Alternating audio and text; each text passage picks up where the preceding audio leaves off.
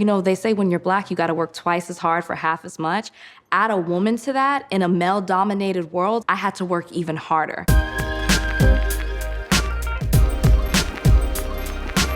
Hi, I'm Rachel Lindsay, first Black Bachelorette, lawyer, media personality, podcaster, and guest speaker.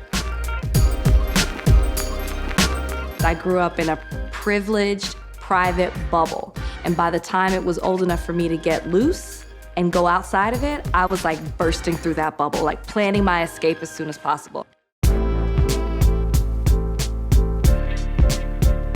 I remember laughing, and my first thought was, why would I ever go on this show? And then the second thing I thought was, everybody knows Black people don't go far on the show, so why would I even waste my time on this? I go down to the audition, long story short, they end up like skipping me to the line because I tried to leave to go back to work.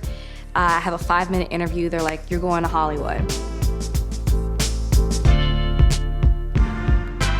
But it was actually having a conversation with someone a mother who knew I was going to be on the show. And she was like, I'm so happy that someone like you is on the show. My young daughter, who's a fan of the show, can watch this and be inspired and see someone who looks like her. And I thought, you know what? This is bigger than me, and I have an opportunity to represent myself as a Black woman to an audience who hasn't seen someone who looks like me in this role. And so by the time I came on the show, I knew exactly what I wanted out of a man. And so when I met Brian, we kind of had this banter, this vibe where we were connecting. And I remember thinking, okay, we're gonna be best friends. I'm gonna fall in love with this guy. And maybe if I'm lucky, it'll be both. But I knew we had a connection from the first time that we met. I used to say guys like the idea of me, but not the reality of me.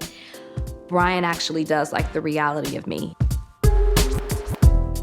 For the first time, and I don't even know how long, I was doing something that I wanted to do, and I wasn't scared of the consequences that were going to happen from it. It's what Rachel wanted to do, and so Rachel did it. What is it that I'm passionate about, where I feel like I've been given this platform, so now how do I use it for a purpose?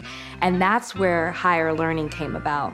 But we started it and the idea of it prior to what happened in May 2020, when we learned about Ahmaud Arbery, we learned about Breonna Taylor, and we saw what happened with George Floyd.